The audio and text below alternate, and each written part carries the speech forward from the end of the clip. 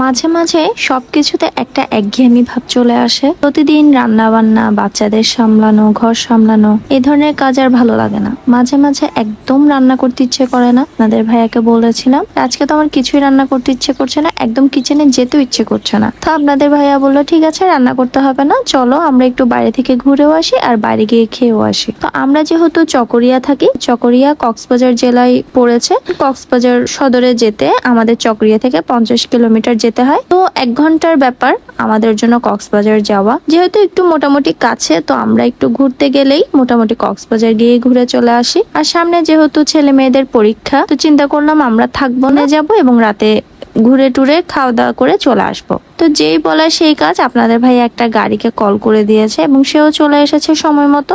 আমরা ঘর থেকে বের হয়ে গেছি শুক্রবারে জুমার নামাজের পর। আমরা যেহেতু লাঞ্চ করে বের হইনি, তো বাইরে খাওয়ার কথা ছিল। তো আজকে আমরা রামুর কাছাকাছি এই হোটেলগুলোর কথা বেশ শুনেছি আপনাদের ভাইয়ার মুখে, যে এই হোটেলগুলো দেখতে হয়তো বা সুন্দর না, কোনো রকম আধুনিকতা নেই, কিন্তু এখানে অনেক রকম আইটেম পাওয়া যায় এবং এদের খাবারগুলো একদম ঘরোয়া খাবারের মতো, খুবই মজা।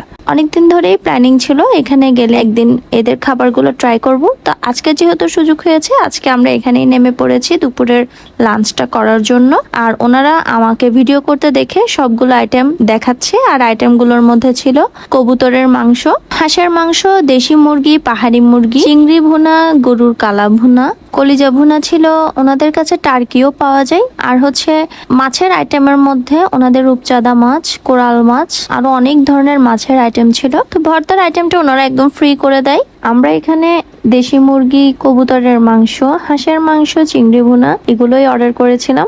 এতদিন তো আপনাদের ভাইয়া থেকে শুনেছি এদের খাবার মজা, কিন্তু আজকে আমি টেস্ট করে দেখলাম আসলেই অনেক বেশি মজা। একদম মনে হচ্ছে যে আমি ঘরোয়া খাবার খাচ্ছি। একদম ফ্রেশ লেগেছে আমার কাছে, রান্নাগুলো খুব বেশি ভালো লেগেছে। সবচেয়ে বেশি ভালো লেগেছে ওইখানের স্টাফগুলোর বিহেভিয়ার, ওনারা খুব বেশি আন্তরিকতা দেখিয়েছে। খাওয়া দাওয়া শেষ করে আমরা আবার রওনা হলাম এবং এখন হচ্ছে কি আমরা কক্সবাজারের খুব কাছাকাছি চলে এসেছি। দেখতে পাচ্ছেন ওই যে দূরে একদম সমুদ্র দেখা যাচ্ছে। আমরা পৌঁছেই গেছি, কিন্তু আমরা এখন হচ্ছে সমুদ্রতে যাব না, কারণ আপনার ভাই আমাকে নতুন একটা জায়গায় ঘুরতে নিয়ে যাবে। নতুন জায়গাটা হচ্ছে কক্সবাজারে একটা রিসেন্টলি একটা ব্রিজ হয়েছে, যে ব্রিজটার নাম হচ্ছে লাল ব্রিজ। আমরা ওখানে একটু ঘুরতে গিয়েছিলাম। ওই ব্রিজটার আশেপাশের ভিউ খুব বেশি সুন্দর ছিল, অনেক ভালো লাগছিল বিকেল টাইমে। তো আমরা ওখানে কিছুটা সময় কাটিয়েছি। আমরা ওখানে যাওয়ার টাইমিংটা অনেক পারফেক্ট ছিল, মানে ওই টাইমে রোদটাও কমে গিয়েছিল আর ঠান্ডা একটা আবহাওয়া ছিল। আমরা গাড়ি থেকে নেমে কিছুক্ষণ হাঁটাহাঁটিও করেছি, কিছু ছবিও তুলেছি এবং কিছুক্ষণ ঘোরাঘুরি করার পর একদম দেখতে পাচ্ছেন সন্ধ্যা হয়ে গেছে। তো আমরা এখন চলে যাব সমুদ্র পাড়ে। আমরা কক্সবাজার সুগন্ধা পয়েন্টের দিকে নামছি এবং হাঁটতে হাঁটতে ঘোড়ার গাড়ি দেখতে পেলাম। আর আমার ছেলেটা দেখে খুবই বেশি মজা পাচ্ছে। পিছে যাওয়ার আগে আশেপাশের সবকিছু আমরা একটু ঘুরে দেখছিলাম। আর এখানে এই যে ফ্রুটসের যে আইসক্রিমটা পাওয়া যায়, সেটা খাবে বায়না করেছে ছেলে মেয়ে দুজনই। তো তাদেরকে এগুলো কিনে দেওয়ার জন্য আমরা একটু অপেক্ষা করছিলাম। কিছুক্ষণ অপেক্ষা করার পর ফাইনালি হাতে আইসক্রিম পেয়ে গেছে। দুজনই ভাই বোন দুজনই খুব মজা করে আইসক্রিম খাচ্ছে। আমি একটু ট্রাই করেছি, খেয়ে দেখেছি, টেস্ট খুবই ভালো ছিল আইসক্রিমটার।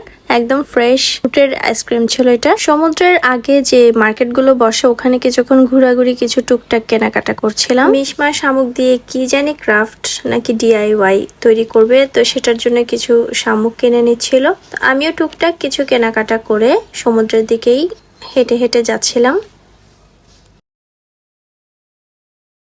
আজকে যেহেতু ফ্রাইডে, তো বিচে অনেক বেশি ক্রাউড ছিল। অনেকক্ষণ হাঁটছি কিন্তু কোনো সিট পাচ্ছি না। সামনের দিকে হেঁটে হেঁটে আমরা বসার জন্য সিট খুঁজছিলাম।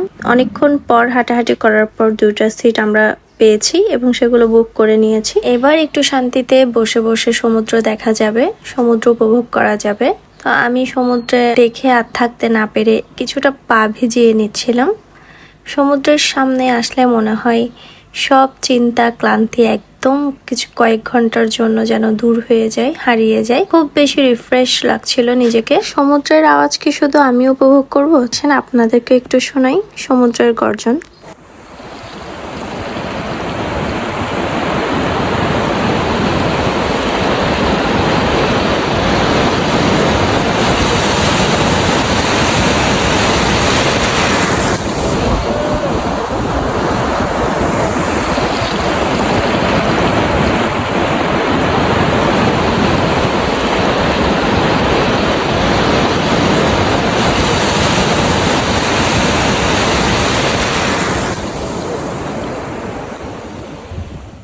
দিনের বেলার থেকেও রাতের সময় সমুদ্রে সময় কাটানো আমার কাছে খুব বেশি পছন্দ।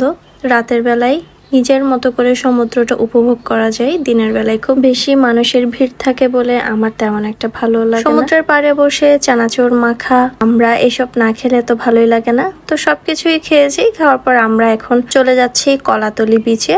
কলাতলির বিচের ওদিকে খুব সুন্দর ফিশ বারবিকিউ পাওয়া যায়। তো আমরা রাতের ডিনারটায় আজকে ফিশ বারবিকিউ খাবো, তাই চলে যাচ্ছি কলাতলি বিচের ওখানেই। চলে এসেছি।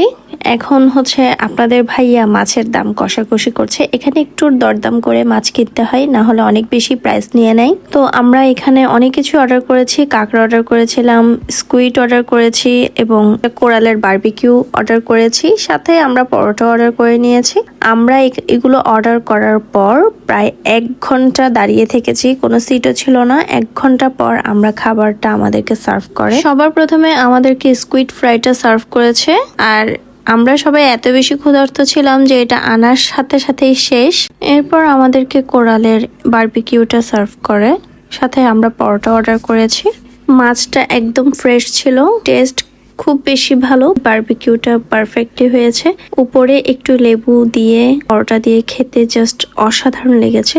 বারবিকিউ, স্কুইড এগুলো শেষ করার পর চলে এসেছে কাঁকড়ার পালা। কক্সবাজার আসলে কাঁকড়া না খেলে কি হয়? কাঁকড়া খাওয়ার জন্য তো আমি অস্থির হয়ে যাই কক্সবাজার আসলে। আমাদের সবার খুব বেশি পছন্দ কাঁকড়া, তবে ক্রেপ মশলার টেস্টটা আমার কাছে এভারেজ লেগেছে। খাওয়া দাওয়া শেষ করে আমরা সামান্য হেঁটেই চলে গেছি সাইমন হোটেলের সামনে। সাইমন হোটেলের সামনের এই বিচের এরিয়াটা খুব বেশি সুন্দর। আমরা নিচে নামিনি, উপর থেকেই ভিউটা একটু দেখছি। আমাদের ঘন ঘনই কক্সবাজার আসা হয়, দেখা যায় ঘোরার জন্য কোনো জায়গা না পেলে কক্সবাজারেই চলে আসি। তো প্রতিবার আসলে আমি বেশিরভাগ মেরিন ড্রাইভ রোডের শুরুতেই এক্সোটিকা সম্পান হোটেলেই বেশি থাকতে ইচ্ছে করে, কারণ ওই একটাই হোটেল যে সমুদ্র থেকে খুব বেশি কাছে। তো আমার কাছে ওই হোটেল থেকে সমুদ্রের ভিউটা খুব বেশি পছন্দ। কিন্তু প্রতিবার যেহেতু থাকা হয়, এবার আর থাকার কোনো প্ল্যানিং করি নাই। ছেলে মেয়েদের পরীক্ষার কারণে সময়টা আমি নষ্ট করতে চাচ্ছিলাম না, তাই আমরা খাওয়া দাওয়া করে ঘড়িতে সময় এখন 11টা, আমরা চকরিয়ার উদ্দেশ্যে রওনা হয়েছি। তো সারাদিন কক্সবাজারে কি কি করলাম আপনাদের সাথে শেয়ার করেছি, আশা করি আপনাদের ভালো লাগবে। সবাই আমাদের জন্য দোয়া করবেন। আল্লাহ হাফেজ।